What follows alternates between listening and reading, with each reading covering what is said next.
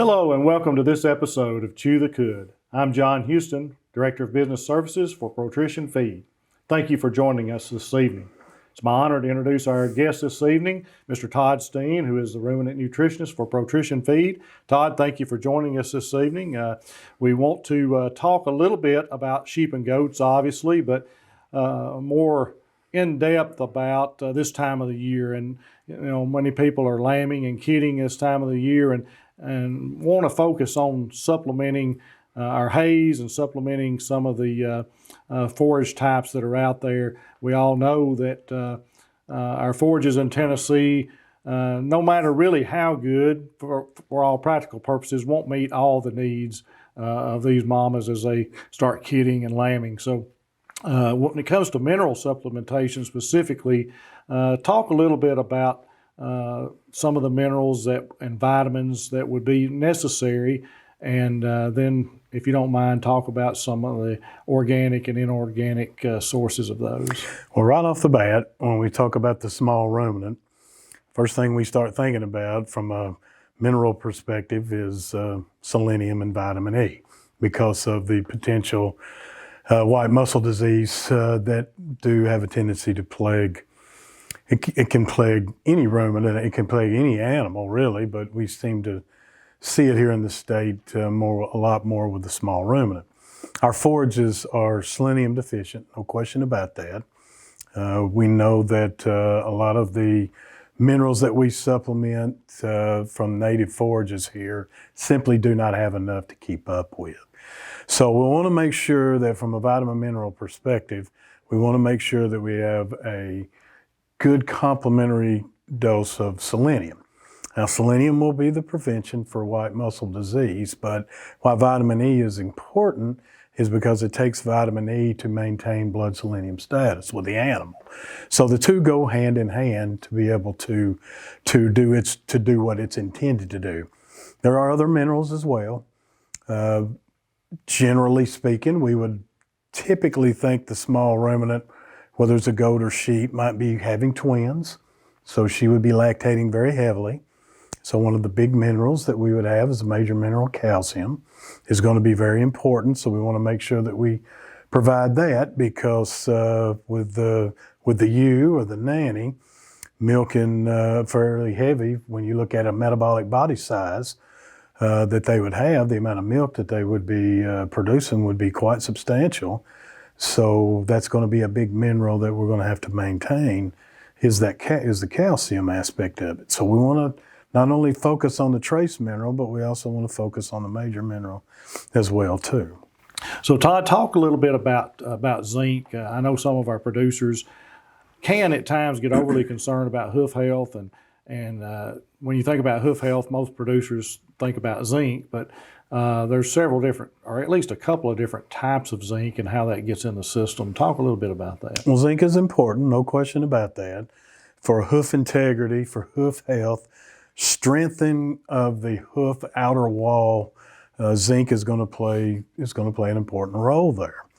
One of the things that we have available is an organic, inorganic trace mineral. The inorganic, for an example, zinc sulfate would be an inorganic source, is a very common source of zinc to supplement.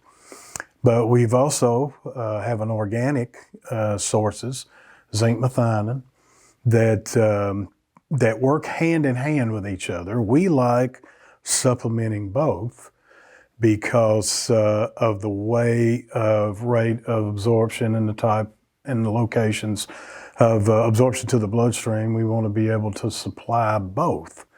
Our forages here in the state of Tennessee do have antagonists, and we want to use the two sources because we think it's important to maintain blood zinc status. Other ones would include manganese, I meant to say, and magnesium being a major mineral. But the manganese would be another one that we want to try to help maintain. Now, the great thing about zinc and manganese and selenium, for that matter, is we call them trace minerals because all it takes is a trace. It's a small inclusion package, so that makes it easier for our producers to be able to make sure that our animals have a good supply of those particular minerals. So just another question along those lines, just for information purposes. Talk just a little bit about some of the technology that exists when it comes to some of these minerals and antagonists. For instance, if you see a product, Availafor, or some of those type products, or a chelate, or those are terms and buzz terms in the industry, and they work kind of uniquely to help us work with the antagonists that are in the bloodstream. Correct, because what makes them an antagonist is that these compounds in our forages actually bond or chelate, if you want to use that term, to render the trace mineral source unavailable to the animal.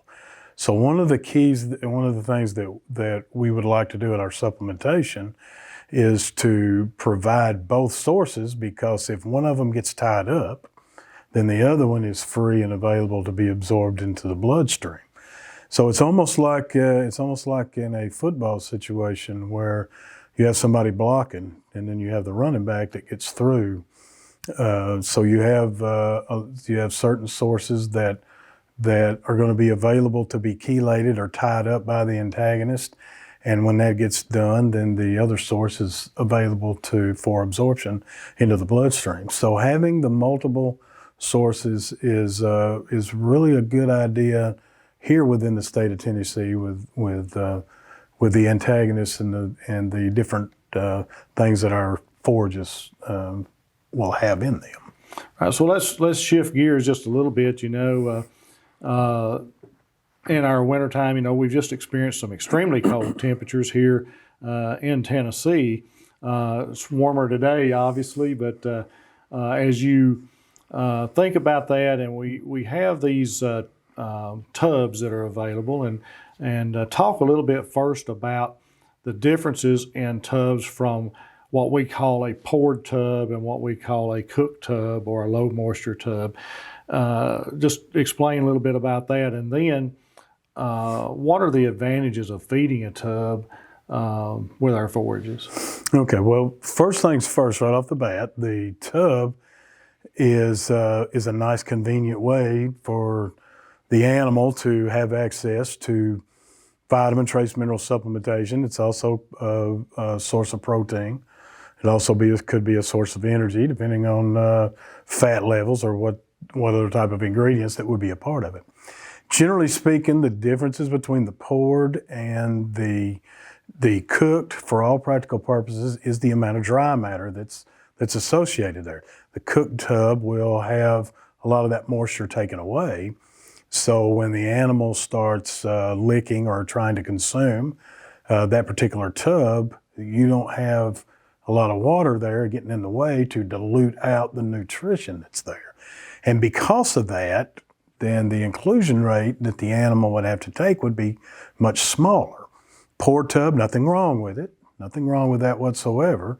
It just will have a little bit more inherent moisture content, so the animal would have to consume a little bit more to get the same amount of nutrition.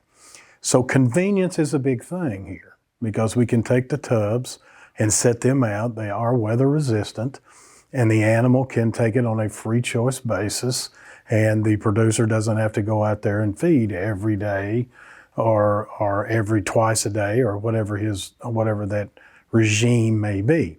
So with a gestating ewe or nanny, having something like that out there available to them would be relatively easy for the producer from a feeding perspective. So just to back up a little bit from mineral supplementation, I think it would be important for our audience to understand consumption just a little bit. With a sheep or a goat mineral, if the tag says 2, maybe 3 ounces per day, that doesn't necessarily mean that each and every day they're going to consume 2 to 3 ounces. So talk about the consumption and over a period of time and how that really works. Yeah, over a period of time would be the thing. Now, the animal will not take, a few grams of mineral today and tomorrow and the next day on a true flat line consistent basis. It's going to be more of a up and down type thing. So when you average it out over a given period of time, then you would be more or less where the label would read there. Just animal behavior, it will be some variation with that type of consumption. Now, we kind of recognize that, and we know it, and we're talking small ruminants. The small ruminant is very notorious for up and down type feed intakes. Not that that's a bad thing, but we recognize it, and we want to try to prepare for that and head that off all along. Another thing about all this is very important. All of these type products and all of these type minerals and vitamins, they're all very, very important. But we also have to want to make sure that we have enough energy to supply the animal's needs. Because with a gestating ewe or nanny, her energy requirements are at, I wouldn't call it a complete minimum, but once she has those young'uns and lactation sets on, her requirement for energy is going to go way up astronomically. So we want to make sure that that is taken care of in a healthy manner, because you can have the greatest vitamin mineral source, but if we don't have the energy to power it, it really does no good. So we have to make sure that not only is intake of the supplement important, but overall total dry matter intake is going to be important. Now, you mentioned earlier about we've had some real cold weather. And, on my farm, it was -4 that one particular morning. And that's pretty stressful for any type of animal. But having enough forage, having enough overall feedstuffs available will take care of a lot of those issues. Now, will that animal be stressed at those temperatures? Well, of course they will to a certain degree. So if we provide a little extra, then we will make sure that body functions and everything are taken care of. Yeah, so these ruminant animals can do quite well with enough forage and keeping water to them in these cold temperatures. So to bring everything back in, a couple of take-home points. Most of our forages are not going to provide our animals all their daily needs. They're not going to get everything they need from the forage. So it is important to supplement.